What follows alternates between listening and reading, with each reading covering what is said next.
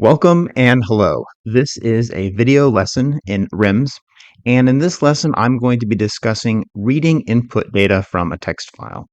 As we've seen from lesson 5, we've already read in demand data and inflow data from time series datasets, and in this lesson, I'll demonstrate how to read that same data in from a text file and also mention why this may be the preferred method.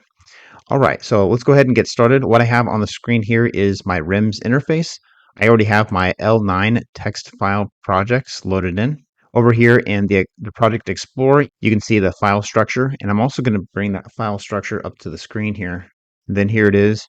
We have the project directory. Inside that, we have a DSS directory, a run directory, and then two files for the project and the launch file. So if you're curious about a full example to see how this works, check out exercise 2 in this playlist. I'll go ahead and link it in the description of this video. And then that exercise builds on lessons 3, 5, 6, 7, and 8. So let's go ahead and take a look at what this looks like. In this lesson, we're going to be specifically looking at the demands and the inflow data. And then we're also going to create the table data, which is where those inflows and demands are going to be reading their data from, not from DSS. All right, now on the screen is the project directory. So we have the two starting files for the project and the launch. Inside the DSS directory, I have my dv.dss. That's where the decision variables will be written to. And then inside a run directory here, I have a folder for lookup. This contains my two data files. We'll look at those in just a moment. And then I also have the system files where I have the demands right here and then the inflows right here. I'm going to bring up a model schematic here. So here we have a very simple model, which is what we're dealing with. We have a river that flows downstream through nodes 1, 2, and 3. The inflow is at the top at node 1, the outflow down at node 3. And then at node 2, we have this diversion that goes to node 4, and that serves a farm which has a specific demand. All right, the next slide here shows the different variables that I'm using for this particular model, some of which are important. Specifically, I1 is the inflow, so we'll be dealing with that. And then the demand is this AW farm. The CD variables here just represent the decision variables through the nodes for C1, 2, for instance, is the flow from 1 to 2. That should be the same thing as the inflow. And then the D24 is the flow to the farm. That's the diversion flow. C23 is the flow downstream of the diversion, but still in the river. If I was to assign an actual inflow and demand, we have that in this table over here to the left. So we're going to start the water year at month October. So month 1 in WRIMS is considered October. Just go with it. And then we have inflow data and demand. We'll just pretend the units here are in CFS. So we have a constant demand of 2 CFS, except for March, which is 3. And then the inflow just sort of fluctuates between 6 and 14. So certainly we can put this data into a time series data set and save it as a path in DSS. But what we're going to be doing here in this lesson is saving it to a file and only define it based on the month. That way, if we have 50 or 100 years worth of data, we only have to define it once per month, not every single year. All right. Now, there's two important requirements, at least two, that I've come across and wanted to mention when using your lookup directory for table data and inputting that table data into your model. And the first is this directory here needs to be named lookup. It can't be named something else, it needs to be named lookup. Secondly, the files right here need to be named based on the table itself. So it needs to be named table name.table. So this first file right here, AW farm data, that is the name of the table, and it's also the name of the file. Node1 underscore data, that's where we're going to have the inflow. That is the table is node1 underscore data, and then the file itself is node1 underscore data dot table. So just keep that in mind. Okay, I'm going to bring up the demands first. I'm going to open up this AW farm data table. Okay, so this is the arcs demand.russell file. That is this file right here. And then it's going to be referencing this AW farm data table. So this is where I'm defining the demand. And then in this table right here, this is where I'm actually providing the data in a table format. So the demands here are going to be referencing this table. And just keep in mind, this is in a system directory, and then the table data files are in this lookup directory. Okay, I'm just harping on this table structure. So if you get some sort of error message, you can refer to what I'm doing in this lesson. So this is arc demands right here on the screen. And now down below here in a separate file, this is my AW underscore farm underscore data dot table. Now the first couple of lines, I've just got comments. So that's preceded by the single line comment indicator, bang, the exclamation point. So you can write whatever notes you want up here. That's fine. Keep in mind that month 1 equals October. And then the first actual executable line of this .table file is the name of the table once again. So we're being a little bit redundant, but this is how I've got it to work. After that, we have the actual table data. So the next row down here is going to be the actual columns of the table or the fields of the table. And they are going to be separated with a tab. So just type out the first field name and then no spaces, of course, and then give it a tab. And then there's the next field name, demand. Then the month is just 1 through 12. The demand is 2, except for the 6th month, which is March.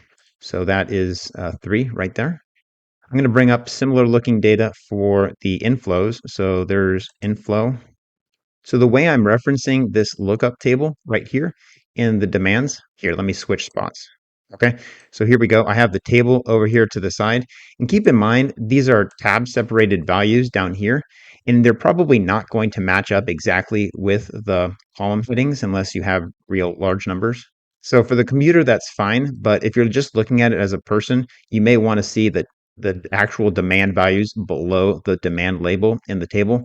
Don't worry about that. It's fine. Just make sure that you have a tab separating that data. Okay, so we return our focus now to the arcs demands.russell file. This is where we're defining this AW farm. This is the demand for the farm. Instead of referencing a time series, we use this keyword select, which basically means it's looking for a particular file. So we're selecting the demand column right here, which is 2 or 3, that's the value, from, and then the name of the table, AW underscore farm underscore data. So that's the same thing as right here, as well as the name of the file, .table. And then where month equals month, this is the last part. This is a little bit tricky because this first month right here is referencing the column in the table. This second month right here is actually a reserved variable within the Russell Plus language, which will resolve to the actual month in the simulation. So this month, the first month in this, what you may call a query, is relating to this particular string. So it's going to look up correct demand based on the month of the simulation. All right, so a similar concept involves the inflow. What we did with demands is similar to inflow. This time we're defining the inflow as variable I underscore 1. Again, we're selecting data from a table. The table is going to be called node1 underscore data. And the column of interest is flow. And of course, just as before, month equals month. So let me go ahead and bring that table up to the screen. Here it is. Again, a couple lines of just information with the comment symbol. Here's the name of the table, node1 underscore data. And then the next row down is the fields, which is month, tab, inflow. And then I could actually add additional fields to this table if I wanted to. And then, of course, the month is 1 through 12, and then the inflow are these values right here. All right, so let's go ahead and run it and see what happens and make sure this works. So I'll go up to my launch, run as, and then launch for lesson 9. And then I'm going to come over here to DSS view, edit, and our view, refresh the catalog. Boom, here are the decision variables. And I'm just going to highlight all 3 fields of data, click on the table. All right, so we have our 12 months of data. This column right here is channel 1, 2. I got the diagram up on the screen again. So channel 1, 2 is basically the same as the inflow, which should look familiar. 6 up to 14, back down to 6. And then the diversion is 2 for every month except for the 6th month, which is March, if we're starting in October. And then the difference, of course, is going to be the flow in C23, which is the channel flow downstream of the diversion. We can also look at this plot in a diagram by clicking on the plot button right here. Okay, so here is that. Blue is the inflow, And then green here is the diversion, demand from the farm, and then red is the difference. All right, that looks good. I'm going to make a few modifications just to demonstrate how these files work a little bit better. I'm going to modify the demands and inflow for the month of March. I think the next slide has it. Yeah. So what I'm going to do is just pump up the inflow to 30 and the demand to 20, but just for March. And I think I'm keeping all the other numbers the same. And I'm also going to run the simulation for multiple years. And I'm also going to combine the table data into one single table, not two separate tables. After that, we'll run the model again and show the results. Okay, so what I'm going to start off with is going to the project directory. Now, after you run a model, you will see some other files pop into place, like a log. If I click on lookup, there's a gen folder right here. I'm going to combine the data from these two tables into one single table, and that may be more helpful or easy to work with. But I'm going to just start by making a copy of the inflow. I'm just going to call this all data.table. Okay, so I need to open that up now. Here's my all data table. And I need to change the name of the table to all data. That's right here. I'm going to call this inflow and demand. And then after inflow, I'm just going to go tab and call this demand. And then down here, I need to go two, and then two, and then two, and then I'm tabbing over each time two. Now this is the 6th month. I want this to be 20 was the demand, and I'll change the inflow to 30 just to make the data look different to make sure we're using this file instead of the other one. And then I'll just continue with twos all the way to the bottom and then save. All right, also to make sure we're referencing the correct column, instead of the word month here, I still want it to mean month, but I want to discriminate between month equals month when we're referencing the inflow and the demand. So instead of month, I'm just going to call it moth. Just delete the N for fun. And then moth is the new column. It means month, but what I need to do now is update both the file that defines the inflow and the demand with the new table name and the new column name. So let's go ahead and find those files, which are right here. This is the inflow. Instead of node 1 data, it's going to be all data. And instead of month equals month, it's going to be moth equals month. Okay. Same thing with the demand.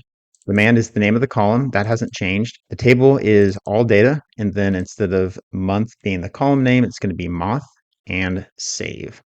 All right, now to make it multiple years, I'm just going to tweak my run configuration, which is right here.